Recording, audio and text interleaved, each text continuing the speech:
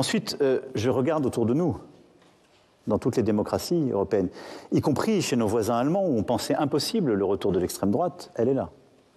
Donc, je pense qu'il ne faut pas le voir simplement avec nos yeux franco-français. Quelque chose se passe. Moi, je pense qu'il faut, pour éviter le retour des extrêmes, et en particulier de l'extrême droite, s'attaquer à ce qui fait voter pour eux. La première chose, c'était le chômage de masse.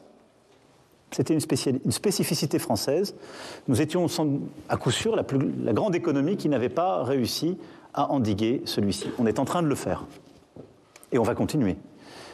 La désindustrialisation, on le voyait dans nos territoires de l'Est comme du Nord, avait beaucoup nourri le Rassemblement national, le Front national naguère. On est en train d'y répondre, on améliore d'ailleurs les choses dans ces territoires. Est-ce que c'est suffisant? Non. Deuxième élément, l'immigration. Lutter contre l'immigration clandestine, c'est, je pense, une des réponses au Rassemblement national. C'est pourquoi j'assume totalement la politique au niveau européen et français qu'on a menée. Pas de naïveté, mais le faire dans le cadre de notre République, nos principes. Ce que je défends. Mais il faut s'attaquer à ça qui, dans certaines régions, les nourrit. Puis la troisième chose qui, je pense, les nourrit, c'est une forme de sentiment de dépossession. Beaucoup de nos compatriotes se disent, au fond, le pays ne marche plus. On a tout essayé, on ne les a pas essayés. Et ma crainte, et ce contre quoi je me bats, parce que je ne suis pas là pour craindre, vous me direz, c'est que tout le monde s'habitue à ça. Et plus personne ne dit que le Rassemblement national, comme toutes les extrêmes droites en Europe, c'est surtout et avant tout le pays de l'appauvrissement collectif. C'est le parti de l'appauvrissement collectif. C'est le parti du mensonge, et ça le continue de l'être.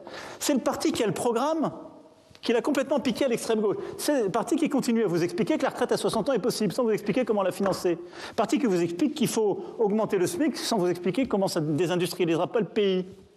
C'est le parti qui continue de vous expliquer des choses impossibles sur le plan économique et social pour affaiblir.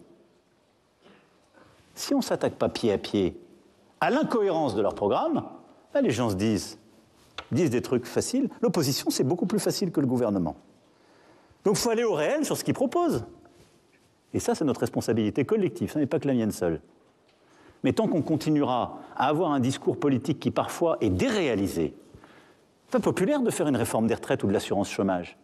Mais si on continue à aller voir les gens et qu'on trouve que c'est formidable et que c'est une réponse politique, de leur dire on va continuer de vous aider, on va vous remettre la retraite à 60 ans et tout va bien se passer, ou à 62 ans maintenant. Puis la deuxième chose, c'est le parti du transformisme. C'est-à-dire qu'il y a 6 ans et demi, il était pour sortir de l'Europe et de l'euro. Et maintenant, il est pour y rester, mais pour ne plus en respecter les traités, comme l'extrême gauche. Même programme. C'est le Frexit caché. C'est l'appauvrissement de la France aussi. C'est-à-dire, c'est des gens qui vous disent « Je ne suis plus trop sûr de vouloir sortir de l'euro et de l'Europe comme naguère, mais enfin, nous, on ne respectera pas les traités. Avec nous, rassurez-vous. » Mais c'est quoi? Vous pensez que vous connaissez, vous, des copropriétés où on continue à vous payer l'eau et le gaz, mais vous ne respectez rien? C'est ça leur programme. Il faut le dire. Il faut se battre. Et dans un monde en bascule, comme je viens de l'évoquer, face à la Chine, aux États-Unis d'Amérique, vous pensez qu'une France toute seule, dans une Europe affaiblie, c'est une bonne chose? C'est ça le programme du Rassemblement national. Mais si tout le monde s'habitue, en disant ils sont devenus sympathiques, en fait, ils ne disent plus des choses qui nous heurtent, parce qu'on ne sait plus trop ce qu'ils disent. Moi, je vois le débat public, on ne sait plus trop ce qu'ils disent. Mais enfin, ils sont contre ce que fait le gouvernement, ça a l'air sympa. Alors, là, à ce moment-là, on rentre dans une forme de zone de danger qu'on voit dans tous les pays européens, parce qu'on ne se bat plus pied à pied sur ce qui est la réalité de nos principes. C'est pour ça que moi, j'assume de continuer à présider au réel avec un certain sens de l'idéal.